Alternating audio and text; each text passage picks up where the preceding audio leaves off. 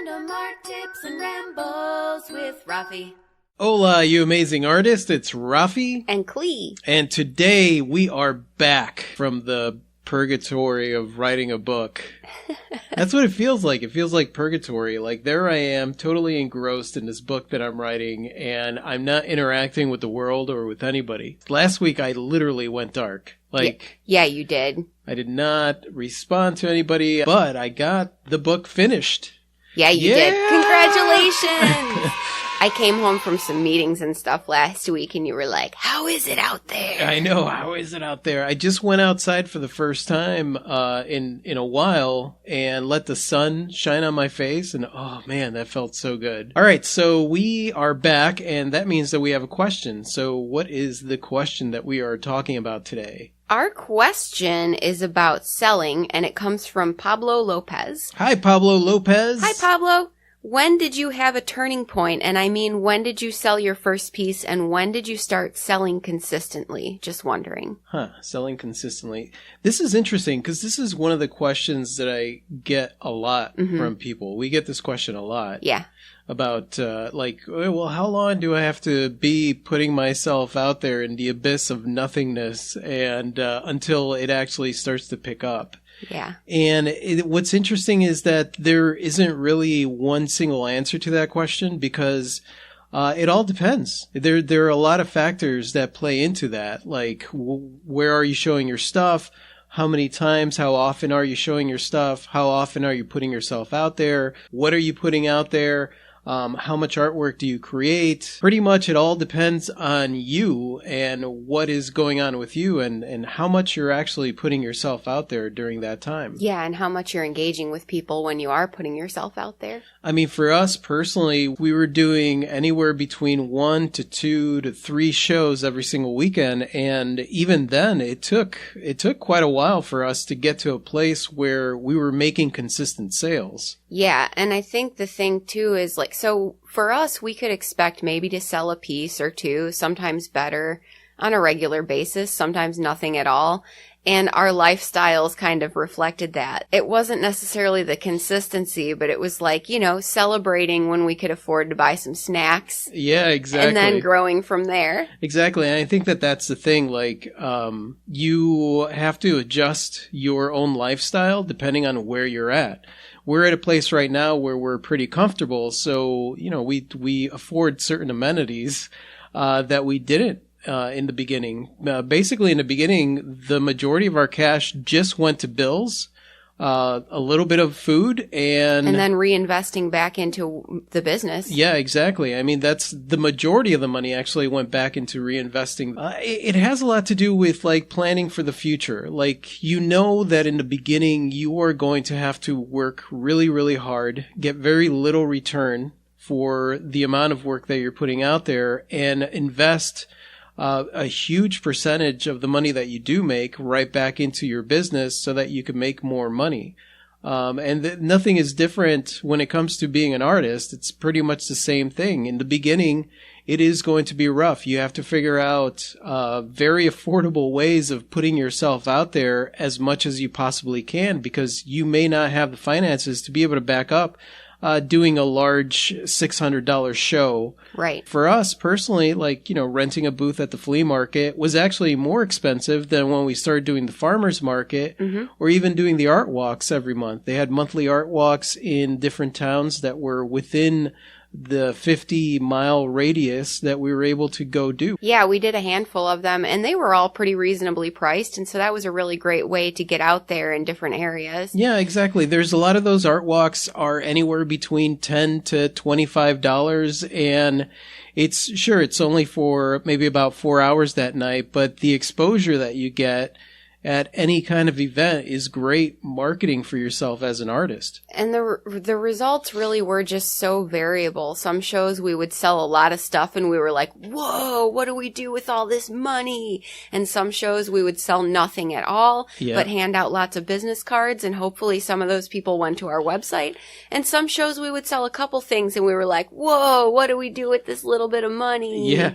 It was interesting because when I think about it, so one of the shows that we did was out in Fort Walton Beach, and really, it was a very slow show. Oh, yeah. Like, we go drive maybe about 30 minutes to get there, and we would set up. There were a lot of people, but there wasn't really that many people walking up and down the street. And if we went out there and I sold 1 or 2 pieces, that was like a lot for that night. Yeah. But I actually have 2 very loyal collectors from Fort Walton Beach, very close friends. That have followed us ever since then. Exactly. Yeah. Follow everything that we do. So, I mean, it doesn't matter if it is a slow show. Like I write in the book, like in the beginning, we did some really crappy shows, what people would consider crappy shows. But it only takes one. Do you remember we used to say that? Like, even when something was like really slow and it was like, man, this really sucks being out at the show. Reminding ourselves, like, it only takes one. It takes one person, one connection, one interaction. And there have been so many examples of that. Like, at the very tail end of the day, sometimes after the show is over, like, that one person comes in and finds you. Yeah. Also, it's so interesting. You mentioned, like, the collectors and who you're going to meet. Some of my biggest, most loyal collectors, the people that have, like, vast collections of my jewelry, one of them met me at the flea market. Yeah. I don't even recall the day that they met me, but they've been following my entire career. And on that day, I had no idea they were going to be my biggest collectors. Yeah. That's one of the interesting things about just putting yourself out there. I also have several people that started collecting my work that are extremely loyal followers to what we do, that have followed us from the beginning and have just watched as I've expanded on my techniques and just grown in my art career. And for them, there's this pride of like knowing that they were there from the beginning and they followed us very, very closely. And there's no feeling like knowing that there are people that are interested in what it is that you do, and especially people that started following you from the beginning. Yeah, who are interested in who you are and seeing you grow as an artist. Yeah, exactly. And I mean, and that's the thing. It's about putting yourself out there, though. A lot of people, man, they are just solely focused on how much money could I make? I need to be able to make a consistent living. And I understand that because, you know, you have bills to make money. Yeah, you have to make money. You have bills to pay. But in all honesty, that shouldn't be the focus. The focus should be, especially in the beginning, just getting your stuff out there.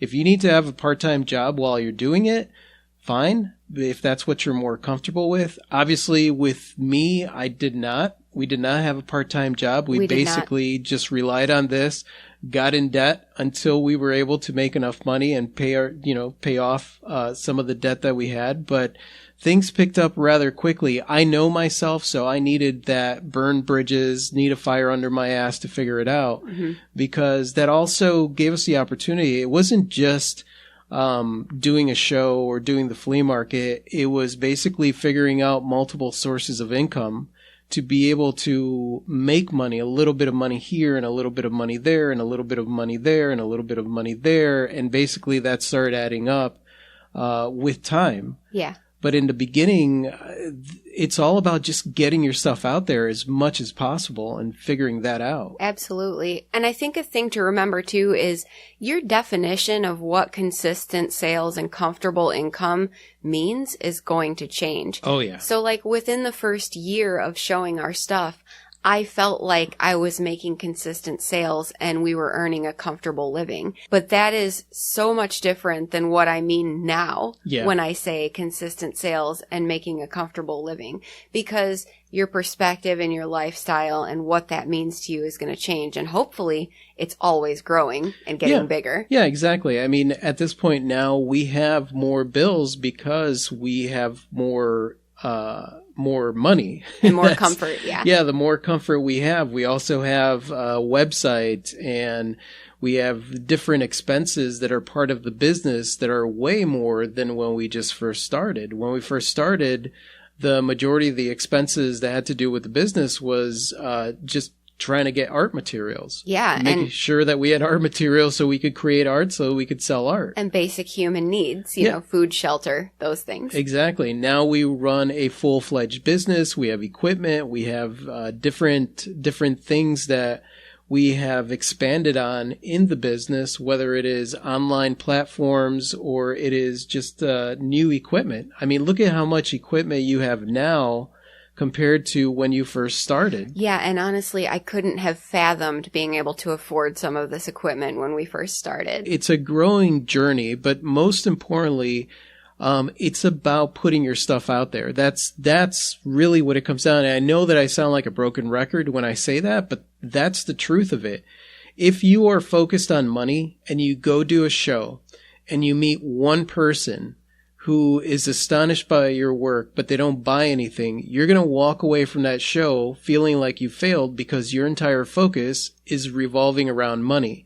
If your focus is revolved around developing relationships with new and potential collectors, then that is a win for you at that show. Yes, and those collectors that I mentioned earlier in the podcast that I met at the flea market, they didn't purchase anything from me for about 2 years. Yeah. They just came to visit with me. I didn't remember them from the earliest encounters, but they wanted to get to know who I was before they started investing in my work. Exactly. And that's the thing. Like, people want to know who you are.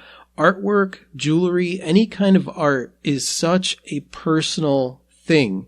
You're not creating some product and just putting it out there, and people that are interested in shampoo, for example, are going to be comparing your shampoo to the other shampoo. It doesn't work like that. A lot of artists think that it's this big competition game. They got to get out there in front of the right people and they got to have the right stuff and all that. But it doesn't work that way. It's not about putting it out there in front of the right people or having the right stuff. It's about putting yourself out there and connecting with like-minded people. And that's really what it comes down to. There is no secret sauce or any secret formula as far as like getting a consistent living out of it. The more you put yourself out there, the more people see you, the more opportunity you have for your people to find you. Eventually, during that journey, you'll have enough sources of income, which you definitely want to set up. If you are self-employed doing anything, whether you're an artist or not, you want to set up multiple sources of income. Definitely. Because certain sources of income dry up. I don't do the market anymore, so that's no longer a source of income for me. And for me, I do the market, but sometimes it's really slow. Yeah, exactly. So you need to have multiple ways that you're able to make money off of your creativity. And I definitely cover that in the book. I actually list a few sources of income that we use ourselves. Yeah. But the main thing I want to cover in this podcast is that if you are running after the money, if you're chasing the money and you want consistency and security in your life, being an artist may not be the route that is most comfortable for you, because you do have to wrap your mind around the idea that you are still safe even though you don't have that consistency and that security. You know what I mean? Developing your own sense of security. Exactly. That you will figure out every day, one day at a time. Yeah. Yeah. You'll figure it out every day, one day at a time. You're going to run into roadblocks. You're going to run into things. You have to figure out the best way for you to create a consistent income. But understand that the business in of itself is not very consistent. We've been doing this for a long time, almost a decade now. And at the beginning of the year, things dried up for me for about 2 or 3 months. You know, there were 2 or 3 months there where I was not selling squat. And I was not selling very much either. And then tax time rolled around and stuff got really scary for us. Yeah, so all the money that we did have saved up went to the IRS. And I remember thinking, this is it. We've almost crossed the 10-year mark, and this is where it all ends for us. Yeah, something about, and that's the thing, like there's a lot of stuff that goes on in our brain that sets us up to just totally sabotage ourselves. And you could either go one direction, be like, oh, I can't do this, nothing's going to work. Or you just stand there and you look at the situation and you say, all right, well, let's see what I could do to make this work. Yeah. I need to have a make it work moment. And that's basically how we approached it. We had varying degrees of emotion going through that time, but at the same time, we stood there and we said, all right, well, we're going to have a make it work moment. We need to figure this out. We need to figure out how to be able to get through the tough times and how to make sure that this doesn't happen in the same way that it happened this one. We may run into some dry spells in the future, but it's definitely not going to be the same way that it was at the beginning of this year. No, I mean, so the basic thing here is year one, we were making consistent sales, but what that meant for us was survivalism. Yeah. Basic human needs. We weren't doing things like going back home to visit our families because we could not afford to do that. Yeah. Year two, maybe a few more of our basic human needs got met. And it just grew from there. Eventually we were able to travel again and have like little mini trips and see our families and afford things that we couldn't afford before. That definition of comfortable living consistency changed every year. Yeah, absolutely. And I mean, it's the same thing as what we see now. My definition of comfortable living is going to be completely different probably in about 5 years. Oh, yeah. Because consistently throughout the years, we keep finding different ways to be able to make more money using our creativity. Mm-hmm. And it's all about growing yourself. And obviously, the more years that we've been doing this, the more we've been putting ourselves out there and the more reach we have, the more people know about us and the more potential there is for people to buy from us and collect from us consistently. And I mean, that's what it comes down to. It's a long haul. It's a long haul. I get so many people that will say like, well, this isn't working out. I gave myself 2 or 3 months. I quit my job and I gave myself 2 or 3 months to see if I could make a living as an artist. And this isn't working out and I quit. And I'm like, really? Are you kidding me? You only gave yourself 2 to 3 months? Like, why did you quit your job in the first place? Why aren't you trying to develop your art business while you're still working? Or if you are going to quit your job, understand that this could take 2 or 3 years. Don't give yourself 2 or 3 months. Give yourself the longest amount of time that you possibly think that it will take you to be able to create some sort of consistency in your creative career. Mm-hmm. I know, and I know money's a factor there too, right? So I quit my job and I have monies to live off of for 2 to 3 months before the stuff gets really scary financially. And maybe that's not the best route for you. You got to figure out how to comfortably do that for yourself. Yeah, you do have to figure out how to comfortably do it for yourself. Like I said, for me personally, it was better not having the backup money because it really put a fire under my ass to figure out how to do it. But also understanding that that's probably the most terrifying route to take. Oh, absolutely. Absolutely. And it's not one that I recommend for everybody. I really do not recommend doing it that way because it wasn't easy. It was extremely emotionally taxing to go through periods of time where like I felt desperation. And unfortunately, when you're desperate, you make some really shit decisions. Yeah, a full disclosure, during the scary times in the beginning, we did some odd jobs that were not desirable lines of work to do, like handyman type work. Yeah, but I mean, I actually don't put that down. If you are having a hard time making money with your art, not having the money could actually destroy your feeling of creativity. Oh, yeah. So if you need to go and do a handyman, it's the same thing as one of our Patreon followers drives an Uber whenever anything dries up for her. You know, those multiple sources of income, I totally recommend. Oh, I think it's a good thing. What I mean is that they weren't jobs that we necessarily enjoyed doing. Yeah, exactly. I mean, there are certain things that, you don't want to do things specifically for the money. You want to, even if you're going to take on a side job, you want to see if you could do something that you actually, that you actually enjoy doing. Yeah. So I guess to answer your question, Pablo, I don't know. I don't have an answer for you as far as how long it takes. For us, it took an average of about a year before it started to get a little bit consistent. Mm-hmm. And it was after about 2 years where things became a little bit more comfortable. Comfortable for us back then. The amount of money we were making back then probably would not be comfortable for us now where we're at. Definitely not. And no matter where we've been over the years, there are always times that seem like, oh no. Yep. Yeah, exactly. Exactly. So just know the pursuing of an art career is not for the faint of heart. You are going to deal with a very uncertain an inconsistent lifestyle. You could form certain ways of doing consistency, but let's be real here. Even if you were working like a regular job, the feeling of security there is just an illusion. You could get laid off, you could get fired. I worked for 2 companies that eventually went bankrupt. No matter what, I think it's about embracing the fact that there is no consistency and there is no security there, and figuring out a way to be able to be happy. And exist semi-comfortably in that. Yeah, exactly. Yeah. Exactly. You really do have more security when you stop and think about it, because if you're self-employed as an artist, you have complete control over what you choose to do. Yeah. You don't have to listen to anyone else. It's entirely up to you.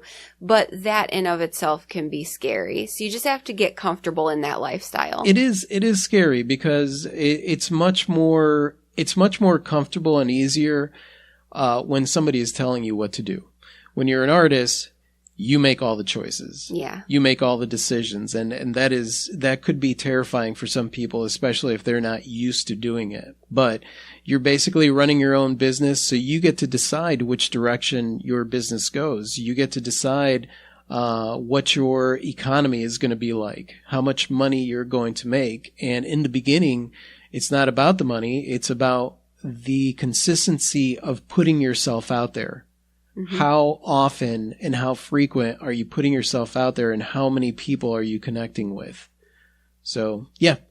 And I would say don't give up on it until you know that you've done everything humanly possible that you're comfortable doing to make it work. Yeah, exactly. Because trust me, it's going to seem like it's not working in the beginning, but don't allow failure to get in your way of success, I guess. Yeah, that's good. I like that.